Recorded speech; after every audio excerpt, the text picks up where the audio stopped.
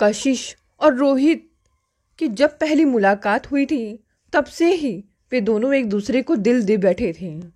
पूरा कॉलेज ही उनकी इस लव स्टोरी से परिचित था।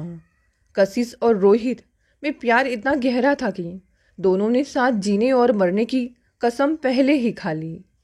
लेकिन दोनों के परिवारों में ही जमीन आसमान का फर्क था। कशिश तो बहुत अमीर घराने की थी। वह अमीर परिवार से थी एकदम। उसके पिता और भाई राजनीति में थे। उनके कई बिजनेस थे। दौलत की कोई कमी नहीं थी। वही रोहित के पिता दुकान चलाते थे। संपत्ति के नाम पर सिर्फ दुकान थी। जिस मकान में रहते थे वह किराए का था। उनकी एक बेटी भी थी। वह रोहित से छोटी थी। अपनी हैसियत जानते हुए भी रोहित कशिश के साथ उसके ही रुपए पर उड़ान भरने लगा था। उससे विवाह करने का ख्वाब देखने लगा था। कालांतर में दोनों ने आधुनिक रीति से तनमन से प्रेम प्रदर्शन किया। सैर सपाटे, मूवी, होटल, कुछ भी उनसे नहीं छूटा। मर्यादा की सारी सीमा बेहिचक लांघ गए थे। 2 वर्ष बीत गए तो रोहित ने महसूस किया कि कशिश उससे दूर होती जा रही है। वह कॉलेज के ही दूसरे लड़के के साथ घूमने लगी थी। उसे बात करने का भी मौका नहीं देती थी। बड़ी मुश्किल से एक दिन मौका मिला तो उससे कहा, मुझे छोड़कर गैरों के साथ क्यों घूमती हूँ? मुझसे शादी करने का इरादा नहीं है क्या? कशिश ने तपाक से जवाब दिया, कभी कहा था कि तुमसे शादी करूंगी, लेकिन अब मन नहीं मानता हूँ। वह तिलमिला गया। किसी तरह गुस्से को काबू में करके बोला, कहा तो था, पर खुद सोचो कि हम दोनों में कितना प्यार है, तो शादी क्यों नहीं कर सकते हम? मैं ऐसा नहीं मानती कि किसी के साथ प्यार हो जाए तो उसी से विवाह करना चाहिए। मेरा मानना है कि प्यार किसी से भी हो सकता है, पर शादी अपने से बराबर वाले से ही करनी चाहिए। शादी में दोनों के परिवारों के आर्थिक व सामाजिक रुतबे पर ध्यान देना अनिवार्य होता है।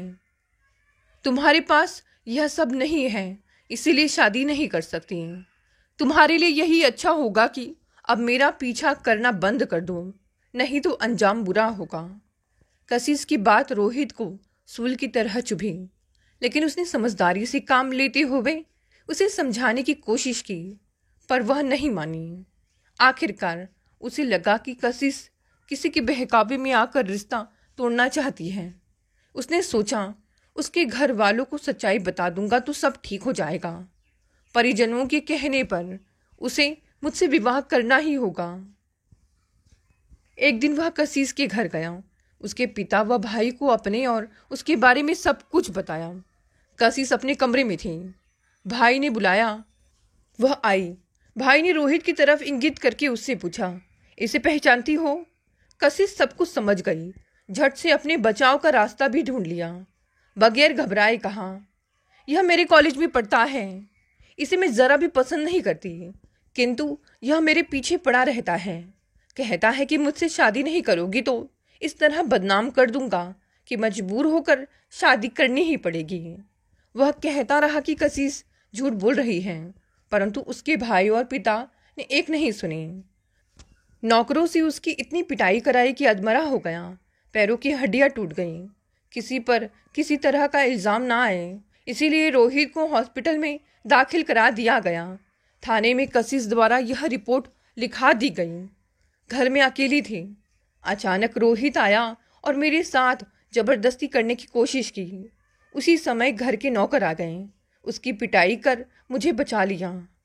थाने से खबर पाते ही रोहित के पिता हॉस्पिटल आ गए। रोहित को होश आया तो सारा सच बता दिया। सिर पिटने के सिवा उसके पिता कर ही क्या सकते थे। कशिश के परिवार से भिड़ने की हिम्मत नहीं थी। उन्होंने रोहित को समझाया, जो हुआ उसे भूल जाऊं। हॉस्पिटल से वापस आकर पढ़ाई पर ध्यान लगाना। कोशिश करूंगा कि तुम पर जो मामला है वापस ले लिया जाए। उन्होंने सोर्स सिफारिश की तो कशिश के पिता ने मामला वापस ले लिया। हॉस्पिटल में रोहित को 5 माह रहना पड़ा। वे 5 माह 5 युगों से भी लंबे थे। कैलेंडर की तारीखें एक एक करके उसके सपनों के टूटने का पैगाम लाती रही थी। उसे कॉलेज से निकाल दिया गया तो दोस्तों ने भी किनारा कर लिया। मोहल्ले में भी वह बुरी तरह बदनाम हो चुका था। कोई उसे देखना नहीं चाहता था। कशिश के आरोप पर किसी को विश्वास नहीं हुआ तो वह थी मोनिका। वह उसी कॉलेज में पढ़ती थी और रोहित की दोस्त थी। वह हॉस्पिटल में उससे मिलने बराबर आती रही, उसे हर तरह से हौसला देती रही। रोहित घर आया तो भी मोनिका उससे मिलने घर आती रही। शरीर के घाव तो कुछ दिनों में भर गए, पर आत्मसम्मान के कुचले जाने से उसका आत्मविश्वास टूट चुका था। मन और आत्मविश्वास के घाव पर कोई औषधि काम नहीं कर रही थी। रोहित ने फैसला किया कि अब आगे नहीं पढ़ेगा। परिजनों तथा शुभचिंतकों ने बहुत समझाया, लेकिन वह फैसले से टस से मस नहीं हुआ। इस मामले में उसने मोनिका की भी नहीं सुनी। मोनिका ने कहा था, पढ़ना नहीं चाहती हो तो कोई बात नहीं, क्रिकेट में ही करियर बनाओ। मेरा आत्मविश्वास टूट चुका है, कुछ नहीं कर सकता, इसीलिए मुझे मेरे हाल पर छोड़ दो, उसने दो टूक जवाब दिया था। वह दिन भर चुपचाप घर में पड़ा रहता था। घर के लोगों से भी ठीक से बात नहीं करता था। किसी रिश्तेदार या दोस्त के घर भी नहीं जाता था। हर समय चिंता में डूबा रहता। पहले छुट्टियों में पिता की दुकान संभालता था, अब पिता के कहने पर भी दुकान पर नहीं जाता था। उसे लगता था कि दुकान पर जाएगा तो मोहल्ले की लड़कियां उस पर छिंटाकसी करेंगी, तो वह बर्दाश्त नहीं कर पाएगा। इसी तरह घटना को 2 वर्ष बीत गए। मोनिका ने ग्रेजुएशन कर ली, जॉब की तलाश की तो वह भी मिल गई। बैंक में जॉब मिली थी, पोस्टिंग उसकी दूर हुई थी। जाते समय मोनिका ने उससे कहा, कोलकाता से जाने की इच्छा तो नहीं है, पर सवाल जिंदगी का है, जॉब तो करनी ही पड़ेगी। पर 6-7 महीने में ट्रांसफ़र करा कर आ जाऊंगी। विश्वास है कि तब तक कशिश को दिल से निकाल फेंकने में सफल हो जाओगे। मोनिका चली गई तो रोहित पहले से अधिक अवसाद में आ गया। तब उसके माता पिता ने उसकी शादी करने का विचार किया। मौका देखकर माँ ने उससे कहा, जानती हूँ बेटा कि मोनिका सिर्फ तुम्हारी दोस्त है, इसके बावजूद यह जानना चाहती हूँ कि यदि वह तुम्हें पसंद है तो बोलो, उससे शादी की बात करूँ। माँ, वह सिर्फ मेरी दोस्त है, हमेशा दोस्त ही रहेगी। रही शादी की बात, तो कभी किसी से भी शादी नहीं करूँगा। यदि किसी ने मुझ पर दबाव डाला तो घर छोड़कर चला जाऊँगा। रोहित ने अपना फैसला बता दिया तो माँ और पापा ने उससे फिर कभी शादी के लिए नहीं कहा, उसे उसके हाल पर छोड़ दिया। लेकिन एक दोस्त ने उसे समझाते हुए कहा, देखो, कशिश से तुम्हारी शादी नहीं हो सकती, यह अच्छी तरह जानते हो, फिर जिंदगी बर्बाद क्यों कर रहे हो? किसी से विवाह कर लोगे तो पत्नी का प्यार पाकर अवश्य ही उसे भूल जाओगे। जानता हूं कि तुम मेरे अच्छे दोस्त हो, इसीलिए मेरे भविष्य की चिंता है, परंतु सच्चाई यह है कि कशिश को भूल पाना मेरी बस की बात नहीं है। दोस्त ने तरह तरह से समझाया, पर वह किसी से भी शादी करने के लिए राजी नहीं हुआ। मोनिका रोहित को सप्ताह में 2-3 दिन फ़ोन अवश्य करती थी। वह उसे बताता था कि जल्द ही कशिश को भूल जाऊंगा, जबकि हकीकत कुछ और ही थी। हकीकत यह थी कि मोनिका के जाने के बाद उसने कई बार कशिश को फ़ोन लगाया था, पर लगा नहीं था। घटना के बाद शायद उसने अपना नंबर बदल लिया था। न जाने क्यों उससे मिलने के लिए वह बहुत बेचैन था। समझ नहीं पा रहा था कि कैसे मिले।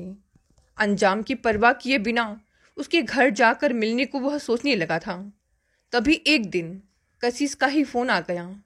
बहुत देर तक विश्वास नहीं हुआ कि उसका फ़ोन है। विश्वास हुआ तो पूछा, कैसी हो? तुमसे मिलकर अपना हाल बताना चाहती हूँ। आज शाम के 7 बजे मॉल में आ सकते हो?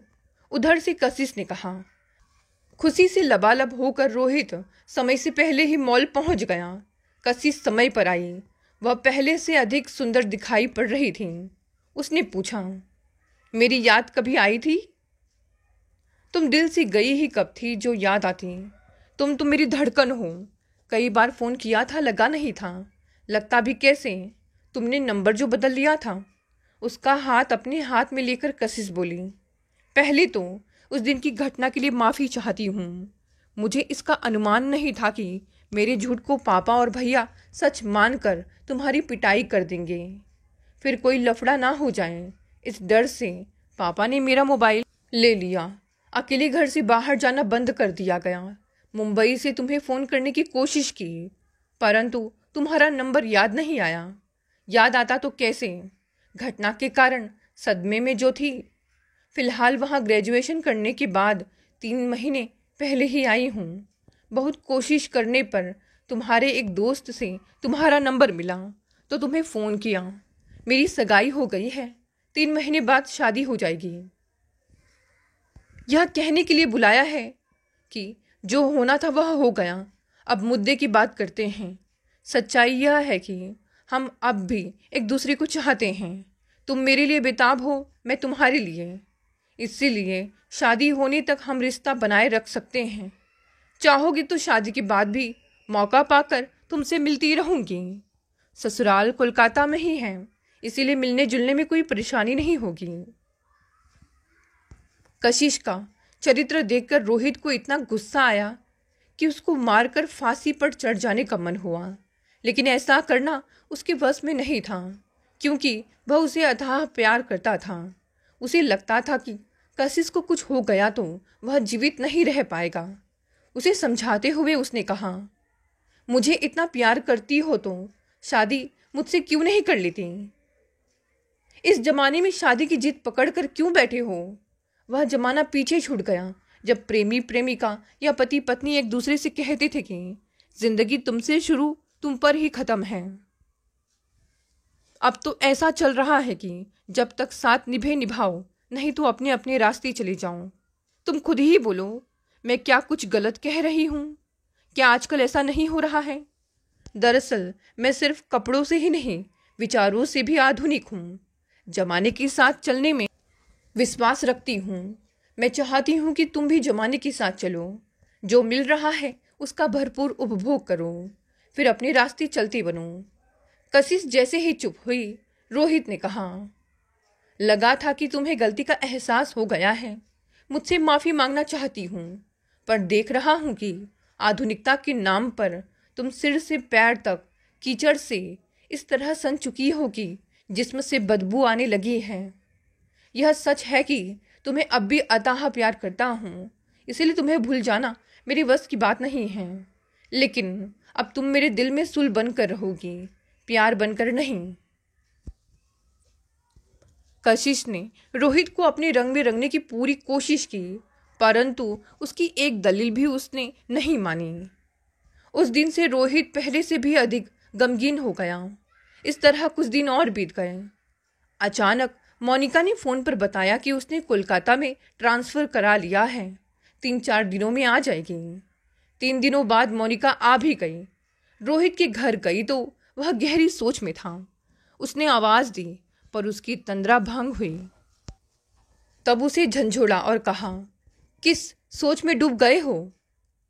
कशिश की यादों से अपने आप को मुक्त नहीं कर पा रहा हूँ, रोहित ने सच बता दिया। मोनिका गुस्से से उफन उठी। इतना सब कुछ होने के बाद भी उसे याद करते हो? सचमुच तुम पागल हो गए हो। तुमने कभी किसी को प्यार नहीं किया है मोनिका। मेरा दर्द कैसे समझ सकती हो?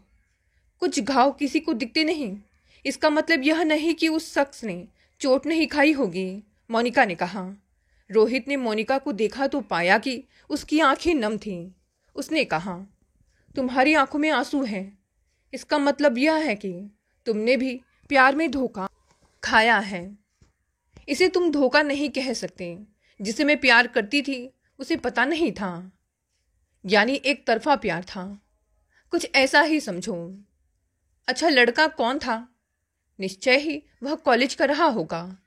मोनिका उसे उलझन में नहीं रखना चाहती थी। रहस्य पर से पर्दा हटाते हुए कह दिया, वह कोई और नहीं तुम हो। रोहित ने चौंक कर उसे देखा तो वह बोली, कॉलेज में पहली बार जिस दिन तुमसे मिली थी उसी दिन तुम मेरे दिल में घर कर गए थे।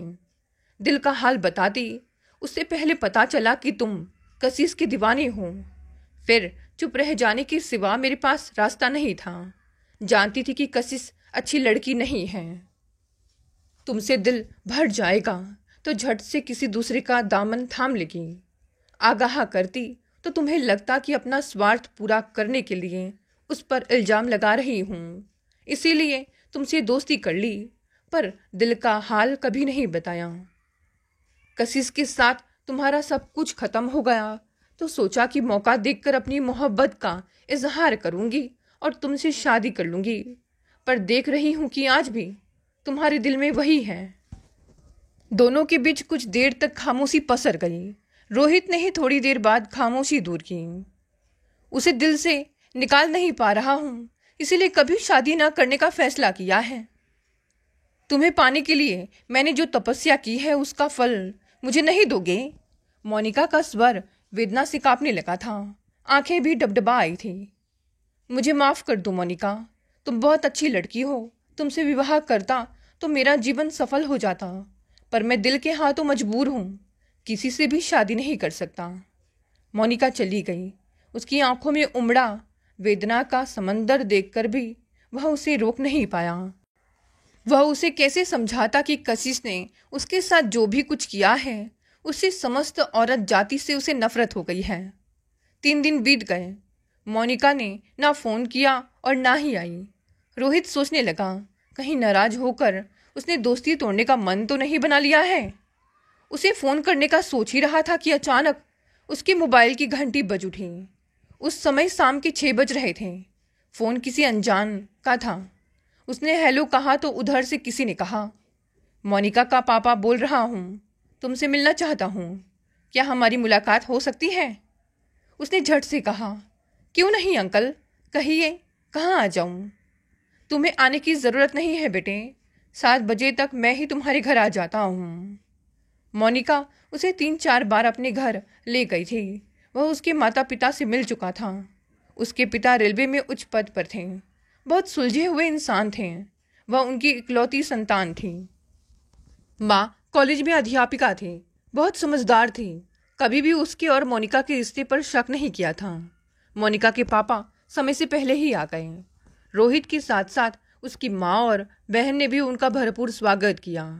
उन्होंने मुद्दे पर आने में बहुत देर नहीं लगाई, पर उन चंद लम्हों में ही अपने शालीन व्यक्तित्व की खुशबू से पूरे घर को महका दिया था। इतनी आत्मीयता उड़ेल दी थी वातावरण में कि उसे लगने लगा कि उनसे जन्म जन्म का रिश्ता है। कुछ देर बाद मोनिका के पापा को रोहित के साथ कमरे में छोड़कर माँ और बहन चली गई तो उन्होंने कहा, बेटा, मोनिका तुम्हें प्यार करती है और शादी करना चाहती है। उसने कशिश के बारे में भी सब कुछ बता दिया है। कशिश से तुम्हारा रिश्ता टूट चुका है तो मोनिका से शादी क्यों नहीं करना चाहते? वैसे तो बिना कारण भी कोई किसी को नापसंद कर सकता है। यदि तुम्हारे पास मोनिका से विवाह ना करने का कारण है तो बताओ। मिल बैठकर कारण को दूर करने की कोशिश करें। उसे लगा जैसे अचानक उसके मन में कोई बड़ी सी सीला पिघलने लगी है। उसने मन की बात बता देना ही उचित समझा। मोनिका में कोई कमी नहीं है अंकल, उससे जो भी शादी करेगा उसका जीवन सार्थक हो जाएगा। कमी तो मुझ में है। कशिश से धोखा खाने के बाद लड़कियों से मेरा विश्वास उठ गया है। लगता है जिससे भी शादी करूंगा वह भी मेरे साथ बेवफाई करेगी। ऐसा भी लगता है कि कशिश को कभी भुला नहीं पाऊंगा और पत्नी को प्यार नहीं कर पाऊंगा। रोहित ने दिल की बात रखते हुए बताया। इतनी सी बात के लिए परेशान हो? तुम मेरी परवरिश पर विश्वास रखो बेटा। तुम्हारी पत्नी बनकर मोनिका तुम्हें इतना प्यार करेगी कि तुम्हारे मन में लड़कियों के प्रति जो गांठ पड़ गई है वह स्वयं खुल जाएगी। वे बिना रुके कहते रहें, प्यार या शादी के रिश्ते में मिलने वाली बेवफाई से हर इंसान दुखी होता है, पर यह दुख इतना बड़ा भी नहीं है कि जिंदगी एकदम से थम जाए। किसी एक औरत मर्द या लड़का लड़की से धोखा खाने के बाद दुनिया के तमाम औरत मर्द या लड़के लड़की को एक जैसा समझना सही नहीं है। यह जीवन का सबसे बड़ा सच है कि कोई भी रिश्ता जिंदगी से बड़ा नहीं होता। यह भी सच है कि हर प्रेम संबंध का अंजाम शादी नहीं होता। जीवन में हर किसी को अपना रास्ता चुनने का अधिकार है। यह अलग बात है कि कोई सही रास्ता चुनता है तो कोई गलत। कशिश के मन में गलत विचार भरे पड़े थे, इसीलिए चंद कदम तुम्हारे साथ चलकर अपना रास्ता बदल लिया। अब तुम भी उसे भूलकर जीने की सही राह पर आ जाओ। गिरते सब हैं, पर जो उठकर तुरंत अपने आप को संभाल लेता है, सही माने में वह साहसी है। थोड़ी देर बाद मोनिका के पापा चले गए। रोहित ने मंत्रमुग्ध होकर उनकी बातें सुनी थीं। कशिश के कारण लड़कियों के प्रति मन में जो गांठ पड़ गई थी वह खुल गई। अब देर करना उसने मुनासिब नहीं समझा। मोनिका के पापा को फोन किया। अंकल कल अपने घर वालों के साथ मोनिका का हाथ मांगने आपके घर आना चाहता हूँ। उधर से मोनिका के पापा ने कहा, वेलकम बेटे, देर आए दुरुस्त आए। अब तुम्हें आगे बढ़ने से कोई नहीं रोक सकता। तुमने अपने भीतर के डर पर विजय जो प्राप्त कर ली है। दोस्तों, ये छोटी सी कहानी यही समाप्त हो गई। चलिए साथ देखते हैं आज की दूसरी कहानी। दोपहर में आए इस फोन ने उसे लगभग चेतना शून्य ही कर दिया था। बड़ी भाभी ने रूंधे गले से बमुश्किल इतना बताया कि तुम्हारे भैया को हार्ट अटैक हुआ है, आईसीयू में भर्ती करा दिया है। डॉक्टरों ने तुरंत सर्जरी की आवश्यकता बताई है, जिस पर करीब 2 लाख रुपए खर्च आएगा। भाभी इस बात को लेकर काफी व्यथित थी कि इस समय इतने रुपए की व्यवस्था कहाँ से और कैसे हो सकेगी। योगिनी ने भाभी को हौसला बनाए रखने की सलाह दी। वह शीघ्र इंदौर पहुंचने का आश्वासन दिया। कुछ संयत होकर योगिनी ने सबसे पहले उदय को फोन करके घटना की जानकारी दी। उदय की व्यस्तता से वह भली भांति परिचित थी, इसीलिए अकेले ही भैया के पास जाने की इच्छा व्यक्त की। लेकिन उदय का अब तक घर न पहुंचना अनेक आशंकाओं को जन्म दे रहा था। एक एक मिनट घंटों के समान बीत रहा था। इंतजार के इन पलों में उसके मानस पटल पर वह कभी न भूलने वाली घटना चलचित्र की भांति जीवंत हो उठी। योगिनी के विवाह से पहले की बात है। माँ को ब्रेन हेमरेज हो गया था।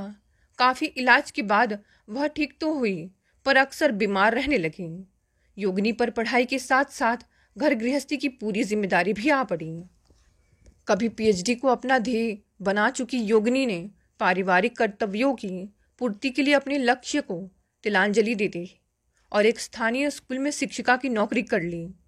भैया तो नौकरी के सिलसिले में पहले ही इंदौर शिफ्ट हो चुके थे। छोटे भाई बहन और माँ की देखभाल की जिम्मेदारी बखूबी निभाते हुए वह पूरी तरह परिवार को समर्पित हो गई। समय पंख लगाए उड़ रहा था। माँ को रह रहकर उसके विवाह की चिंता सताए जाती थी। योगिनी के सद्गुणों व घरेलू कार्यों में निपुणता की प्रशंसा सुनकर कई प्रस्ताव आ रहे थे, किंतु योगिनी इस शहर से दूर शादी करने को कतई तैयार नहीं हुई। उसका अपना वजनदार तर्क था कि दूर की ससुराल से वह जरूरत पड़ने पर माँ के पास जल्दी नहीं आ सकेगी।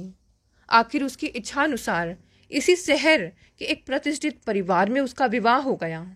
नए परिवार में नई जिम्मेदारियों ने योगिनी का स्वागत किया।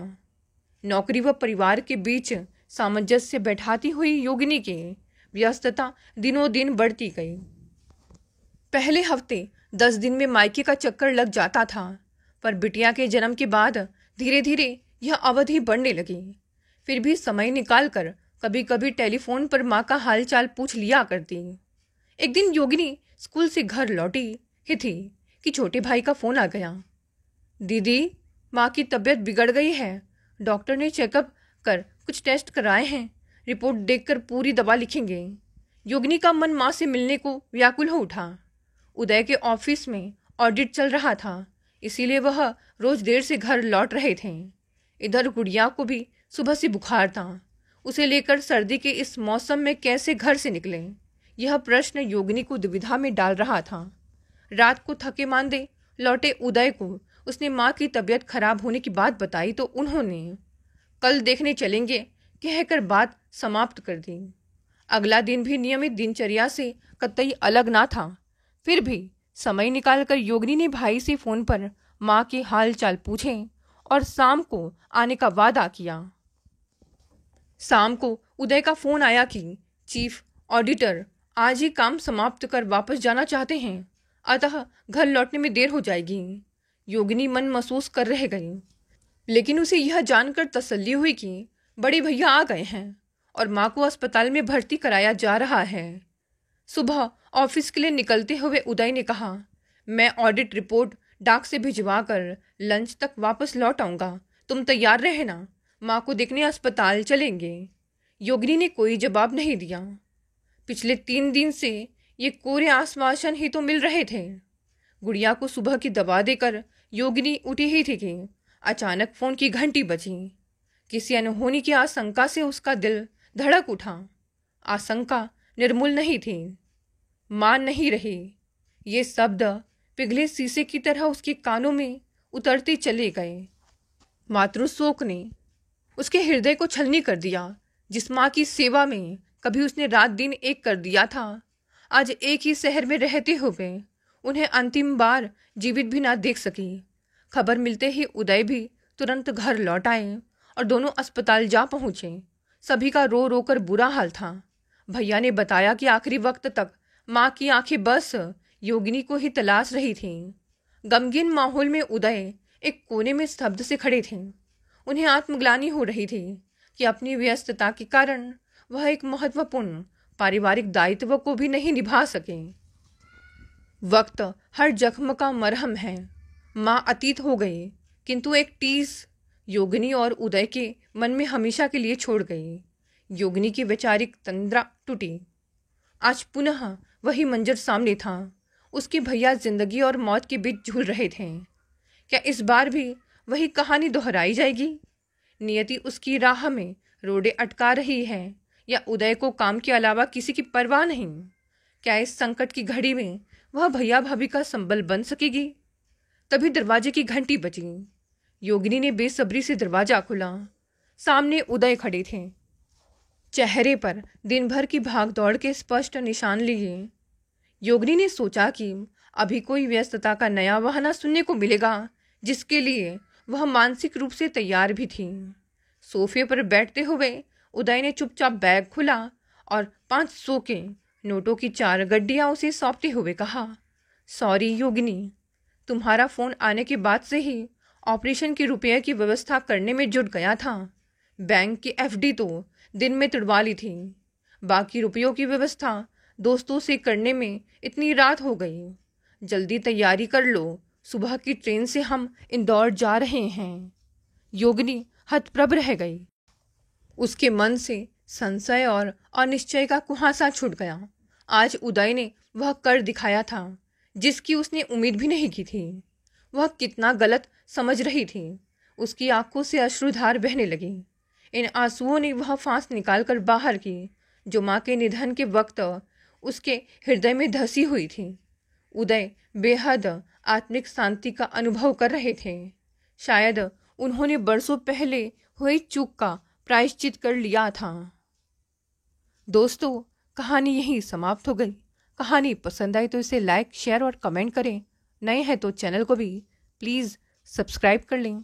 धन्यवाद दोस्तों, मिलते हैं कल एक नई कहानी से।